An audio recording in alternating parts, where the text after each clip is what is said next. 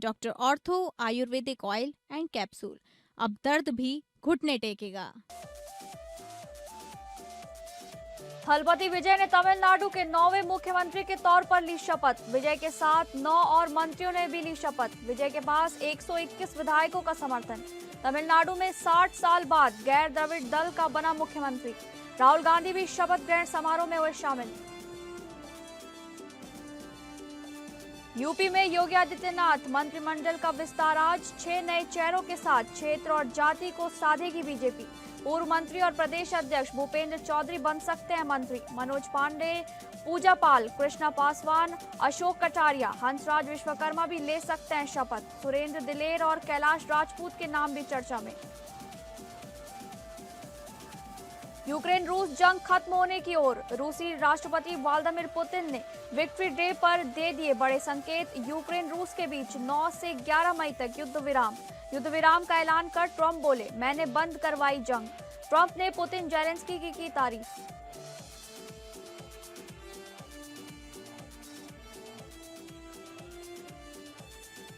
नमस्कार, आप सभी का स्वागत है टॉप अपडेट में। मैं हूं आपके साथ शालिनी राणा। शुरुआत करेंगे टॉप अपडेट की। तमिलनाडु में राजनीतिक बदलाव के बीच टीवी के प्रमुख सी जोसेफ विजय ने मुख्यमंत्री पद की शपथ ले ली है। ये शपथ ग्रहण समारोह रविवार को चेन्नई के जवाहरलाल नेहरू स्टेडियम में आयोजित किया गया। विजय के साथ कुल 9 मंत्रियों ने भी राज्य मंत्रिमंडल के सदस्य के रूप में शपथ ग्रहण की। नई सरकार में कांग्रेस को सहयोगी दल के रूप में शामिल करते हुए गठबंधन सरकार का गठन किया गया है। इस चुनावी बदलाव के साथ राज्य में डीएमके और एआईएडीएमके के लंबे समय से चले आ रहे शासन का अंत हो गया है। वीसीके और आईयूएमएल के समर्थन के बाद टीवीके की विधानसभा संख्या 120 तक पहुंच गई है। राज्यपाल ने सरकार को 13 मई या उससे पहले विश्वास मत हासिल करने का निर्देश दिया है। शपथ ग्रहण के बाद मुख्यमंत्री विजय ने राज्यपाल राजेंद्र विश्वनाथ आर्लेकर से मुलाकात कर औपचारिक अभिवादन किया।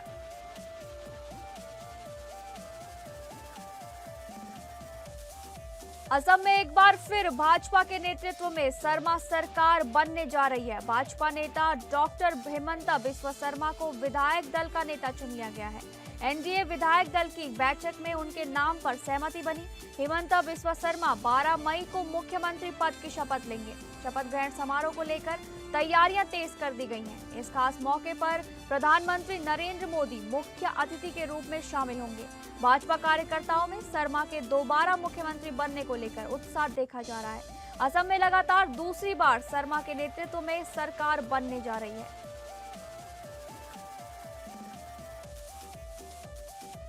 रूस ने 9 मई को मॉस्को के रेड स्क्वायर पर विजय दिवस यानी कि विक्ट्री डे मनाया, जिसमें दूसरे विश्व युद्ध में जीत की स्मृति शामिल रही। इस अवसर से पहले अमेरिका के राष्ट्रपति डोनाल्ड ट्रंप ने रूस और यूक्रेन के बीच 3 दिन के युद्ध विराम की घोषणा की थी। दोनों देशों ने 9 से 11 मई तक सभी सैन्य गतिविधियों पर रोक लगाने की पुष्टि की, जिससे तनाव में अस्थायी राहत देखी गई है। ट्रंप ने युद्ध विराम को स्वीकार करने पर रूसी राष्ट्रपति व्लादिमीर पुतिन और यूक्रेनी राष्ट्रपति जेलेंस्की की सराहना की। साथ ही दोनों देशों के बीच 1,000 युद्ध बंदियों की अदला बदली पर सहमति बनने की भी जानकारी दी गई। राष्ट्रपति पुतिन ने कहा कि यूक्रेन संघर्ष अब अंत की ओर बढ़ रहा है और बातचीत के लिए वो तैयार है।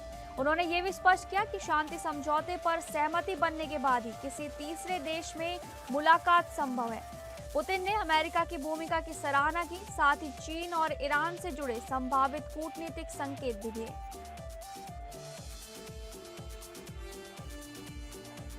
गजरौला में केमिकल फैक्ट्रियों से हो रहे जल प्रदूषण के खिलाफ भाकिया संयुक्त मोर्चा का धरना 140वें दिन भी जारी रहा।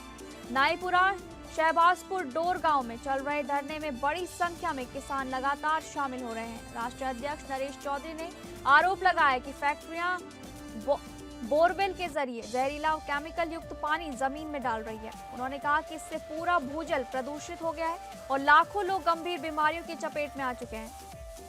नरेश चौधरी ने प्रदूषण विभाग और प्रशासन पर मिलीभगत का गंभीर आरोप लगाते हुए फैक्ट्रियों को संरक्षण देने की बात कही। उन्होंने दावा किया कि कई लोगों की मौतें हो चुकी हैं, लेकिन कार्रवाई के बजाय फैक्ट्रियां लगातार चल रही हैं। किसान नेताओं ने चेतावनी दी कि जल्द समाधान न होने पर फैक्ट्री गेट पर तालाबंदी की जाएगी। धरने में कई किसान नेता मौजूद रहे और जब तक कार्रवाई नहीं होती आंदोलन जारी रखने का ऐलान किया गया है।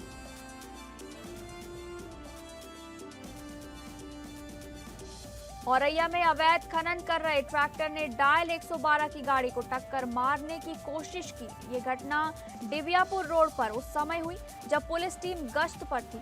ड्राइवर की सूझबूझ से बड़ा हादसा टल गया और सिपाहियों की जान बच गई। सूत्रों के अनुसार ट्रैक्टर इतनी तेज रफ्तार में था कि सामने आने वाली गाड़ियों को भी नजरअंदाज कर रहा था। जानकारी ये भी सामने आई है कि ट्रैक्टर चला रहा व्यक्ति नाबालिग था। औरैया पुलिस ने तत्परता दिखाते हुए ट्रैक्टर को अपने कब्जे में ले लिया है। स्थानीय लोगों का कहना है कि अवैध खनन करने वालों में किसी का भी भय नहीं रह गया है। पुलिस वाहन पर मिट्टी से भरा ट्रैक्टर चढ़ाने की कोशिश ने सुरक्षा व्यवस्था पर एक बार फिर सवाल खड़े कर दिए हैं।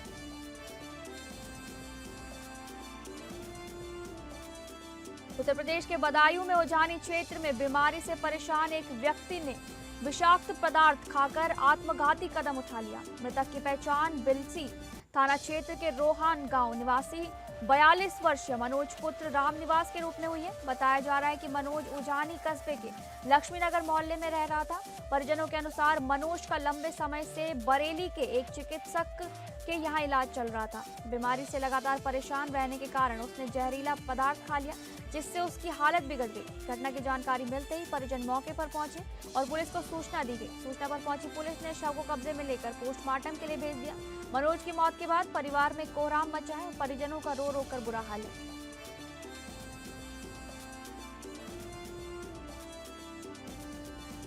बदायूं में तेज रफ्तार बाइक की टक्कर से एक व्यक्ति की दर्दनाक मौत हो गई। मृतक की पहचान जरीफ नगर थाना क्षेत्र के सूरजपुर भूड़ गांव निवासी 40 वर्षीय देवपाल पुत्र झंडू के रूप में हुई है। बताया जा रहा है कि देवपाल डनलप लेकर जा रहे थे और इस्लाम नगर क्षेत्र के ओइया गांव में भट्टे के पास खड़े थे। इस दौरान तेज रफ्तार बाइक सवार ने उन्हें जोरदार टक्कर मार दी और मौके से फरार हो गया। घटना के बाद स्थानीय लोगों ने एम्बुलेंस और पुलिस को सूचना दी। एम्बुलेंस की मदद से घायल देवपाल को जिला अस्पताल में भर्ती कराया गया, जहां चिकित्सकों ने जांच के बाद उन्हें मृत घोषित कर दिया। पुलिस ने शव को मोर्चरी में रखवाकर कार्रवाई शुरू कर दी है। वहीं परिजनों का रो रो कर बुरा हाल है।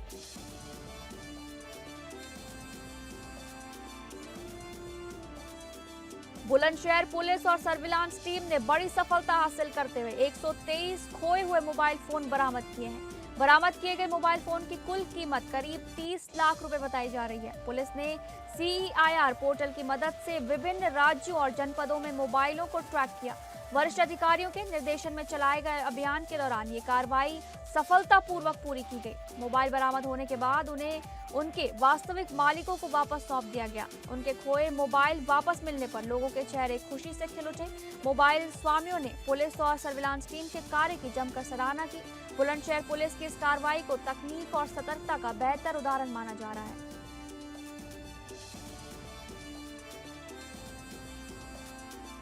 बुलंदशहर के शिकारपुर नगर पालिका क्षेत्र में जलभराव ने व्यवस्थाओं की पोल खोल दी है। सामुदायिक स्वास्थ्य केंद्र और ब्लॉक कार्यालय के सामने लंबे समय से पानी भरा हुआ है। स्थानीय लोगों का आरोप है कि कई शिकायतों के बावजूद नगर पालिका ने अब तक कोई कार्रवाई नहीं की है। जलभराव के कारण इलाके में गंदगी और मच्छरों का प्रकोप तेजी से बढ़ रहा है। लोगों का कहना है कि इससे संक्रामक बीमारियों का खतरा लगातार बढ़ता जा रहा है। स्वच्छता अभियान के दावों के बीच नगर पालिका की कार्यशैली पर भी गंभीर सवाल उठ रहे हैं। स्थानीय नागरिकों ने कहा कि अभी बरसात शुरू भी नहीं हुई और हालात पहले से बदतर बने हुए हैं। लोगों ने जल्द जल निकासी की व्यवस्था कर समस्या का स्थायी समाधान करने की मांग की है।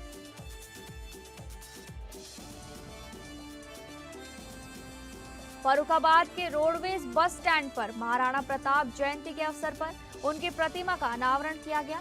पर्यटन मंत्री जयवीर सिंह ने प्रतिमा का अनावरण कर महाराणा प्रताप को राष्ट्र गौरव का प्रतीक बताया। कार्यक्रम में सांसद मुकेश राजपूत, विधायक मेजर सुनील दत्त द्विवेदी समेत कई जनप्रतिनिधि मौजूद रहे। मंत्री ने कहा कि इतिहास में हमेशा राष्ट्रभक्त और राष्ट्रद्रोही विचारधाराओं के बीच संघर्ष रहा है। उन्होंने आक्रांताओं और तुष्टीकरण की राजनीति करने वालों को पहचानने की जरूरत पर जोर दिया। कार्यक्रम के दौरान युवाओं ने मोबाइल फ्लैशलाइट जलाकर मंत्री और महाराणा प्रताप के प्रति सम्मान जताया। समारोह में 29 करोड़ रुपए की विकास योजनाओं के शुभारंभ की घोषणा भी की गई। कार्यक्रम समाप्ति के बाद भोजन पैकेट वितरण और प्रतिमा स्थल पर फोटो खिंचवाने को लेकर भारी भीड़ देखी गई।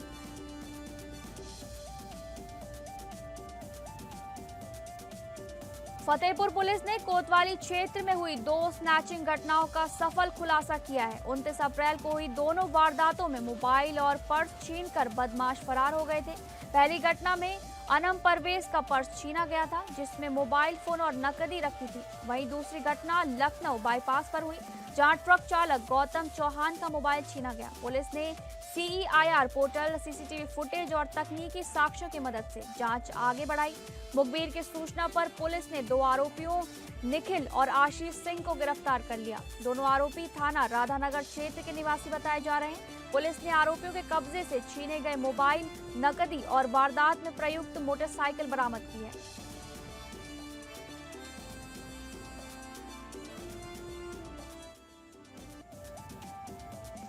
हरदोई में कैनरा बैंक के एक शाखा प्रबंधक का वीडियो सोशल मीडिया पर तेजी से वायरल हो रहा है। वायरल वीडियो में बैंक मैनेजर एक युवती के साथ फिल्मी गाने पर डांस करते नजर आ रहे हैं। बताया जा रहा है कि वीडियो तड़ियावा ब्लॉक के गुलरिया गांव का है। वीडियो में मैनेजर शिव प्रसाद वर्मा तेरे नाम का कलमा पढ़ूं गाने पर ठुमके लगाते दिखाई दे रहे हैं। सोशल मीडिया पर वीडियो सामने आने के बाद लोगों ने बैंक अधिकारियों की मर्यादा और अनुशासन पर सवाल उठाए हैं। चर्चा है कि मैनेजर का तबादला दूसरे जनपद में हो चुका है, लेकिन वीडियो ने नई बहस छेड़ दी है। लोगों का कहना है कि जिम्मेदार पद पर बैठे अधिकारियों को सार्वजनिक आचरण में सावधानी बरतनी चाहिए।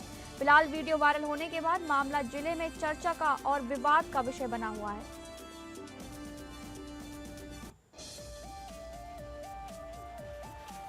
हरदोई के देहात कोतवाली क्षेत्र में एक अधेड़ व्यक्ति का शव पेड़ से लटकता मिला। घटना पूरा बहादुर गांव की बताई जा रही है, जहां ग्रामीणों ने शव को फंदे से झूलता देखा। मौके पर पहुंची पुलिस ने मामले की जांच शुरू कर दी है। बताया जा रहा है कि मृतक की शर्ट पर अरुण यादव लेखपाल कारण लिखा मिला है। ये बात सामने आने के बाद इलाके में तरह तरह की चर्चाएं शुरू हो गई हैं। सूचना मिलने पर थाना अध्यक्ष हरिनाथ यादव पुलिस टीम के साथ मौके पर पहुंचे। परिजन शव को नीचे उतारने से मना कर रहे थे, जिन्हें पुलिस ने समझाने का प्रयास किया। फिलहाल पुलिस पूरे मामले की जांच कर आगे की कानूनी कार्रवाई में जुटी हुई है। हरदोई के पाली थाना क्षेत्र में प्रेम प्रसंग से जुड़ा एक सनसनीखेज मामला सामने आया है। कुरसेली गांव निवासी 22 वर्षीय युवक सुधीर ने अपनी प्रेमिका पर गंभीर हमला करने का आरोप लगाया है। बताया जा रहा है कि युवक की 6 मई को शादी हुई थी, जिससे युवती नाराज चल रही थी। आरोप है कि युवती ने मिलने के बहाने युवक को गन्ने के खेत में बुलाया था। वहीं किसी बात को लेकर विवाद बढ़ने पर युवक पर धारदार हमला कर दिया गया। घटना में युवक गंभीर रूप से घायल हो गया, जिसे पहले CHC शाहबाद ले जाया गया। हालात गंभीर होने पर डॉक्टरों ने युवक को जिला अस्पताल रेफर कर दिया। फिलहाल पुलिस पूरे मामले की जांच में जुटी है और तहरीर मिलने के बाद कार्रवाई की बात कही जा रही है।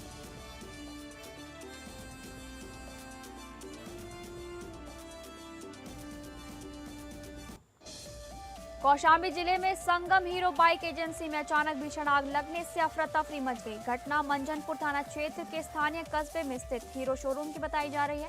बताया गया कि एजेंसी के ऊपरी हिस्से से अचानक धुआं उठता दिखाई दिया। देखते ही देखते आग ने विकराल रूप ले लिया और पूरे शोरूम में धुआं फैल गया। आग की चपेट में शोरूम में रखा बाइक, कबाड़ और अन्य सामान आ गया। घटना की सूचना मिलते ही फायर ब्रिगेड और पुलिस टीम मौके पर पहुंच गई। दमकल कर्मियों ने कड़ी मशक्कत के बाद आग पर काबू पाने का प्रयास शुरू किया। फिलहाल आग लगने के कारण स्पष्ट नहीं हो सके हैं और पुलिस मामले की जांच कर रही है।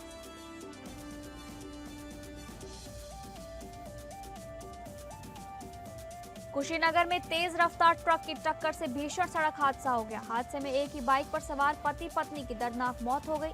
बताया जा रहा है कि गैस सिलेंडर लदा ट्रक 2 बाइकों को टक्कर मारते हुए फरार हो गया। घटना के बाद मौके पर चीख पुकार मच गई और स्थानीय लोग मदद के लिए दौड़ पड़े। हादसे में 3 अन्य लोग भी गंभीर रूप से घायल बताए जा रहे हैं। घायलों को पहले स्थानीय सीएचसी ले जाया गया, जहां से जिला अस्पताल उन्हें रेफर कर दिया गया। घटना नेबुआ नौरंगिया थाना क्षेत्र के लक्ष्मीपुर पेट्रोल पंप के पास हुई। पुलिस ने मौके पर पहुंचकर जांच शुरू कर दी और फरार ट्रक की तलाश जारी है।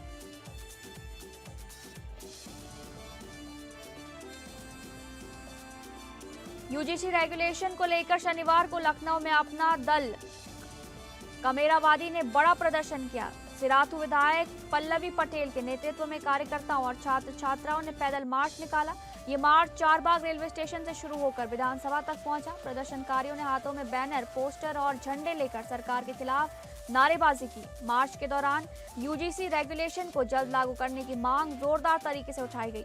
पल्लवी पटेल भी कार्यकर्ताओं के साथ पैदल मार्च में शामिल रही और सभा को संबोधित किया। उन्होंने केंद्र सरकार पर यूजीसी रेगुलेशन लागू करने में बाधाएं खड़ी करने का आरोप लगाया। प्रदर्शन को देखते हुए राजधानी में सुरक्षा के कड़े इंतजाम किए गए और कई मार्गों पर यातायात प्रभावित रहा।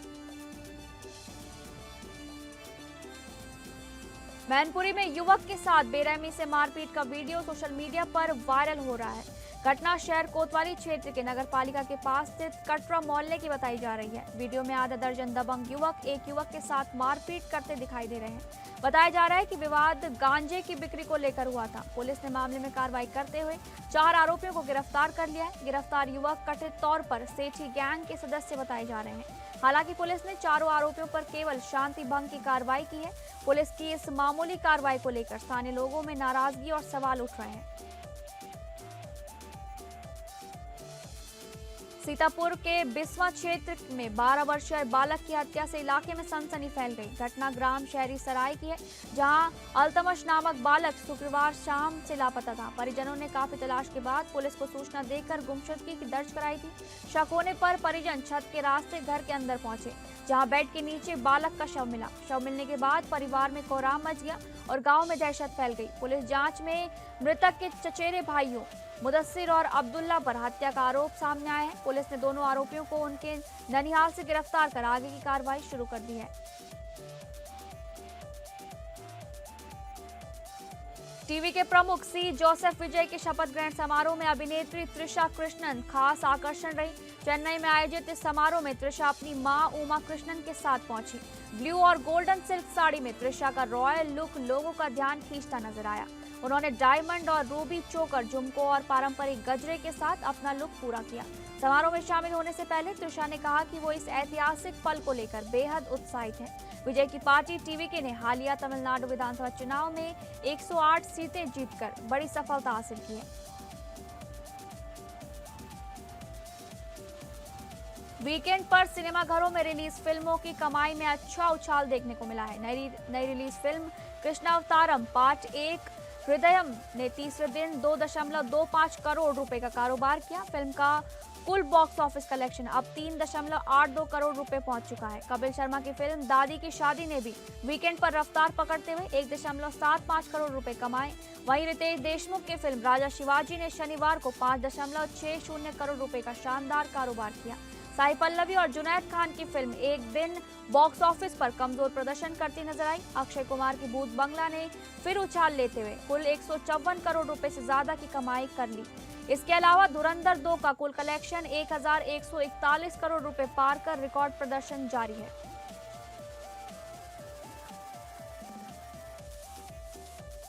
आईपीएल 2026 के 52वें मुकाबले में गुजरात टाइटंस ने राजस्थान रॉयल्स को करारी शिकस्त दी। जयपुर के सवाई मानसिंह स्टेडियम में खेले गए मैच में गुजरात ने 77 रन से जीत दर्ज की। राजस्थान के कप्तान यशस्वी जायसवाल ने टॉस जीतकर पहले गेंदबाजी का फैसला लिया था।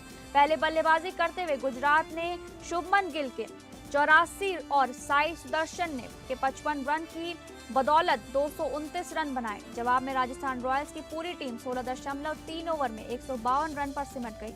राजस्थान की ओर से रविंद्र जडेजा ने सबसे ज्यादा 38 और वैभव सूर्यवंशी ने 36 रन बनाए। गुजरात के लिए राशिद खान ने 4 और जैसन होल्डर ने 3 विकेट लेकर शानदार गेंदबाजी की। इस जीत के साथ गुजरात टाइटंस लगातार चौथी जीत दर्ज कर अंक तालिका में दूसरे स्थान पर पहुंच गई है।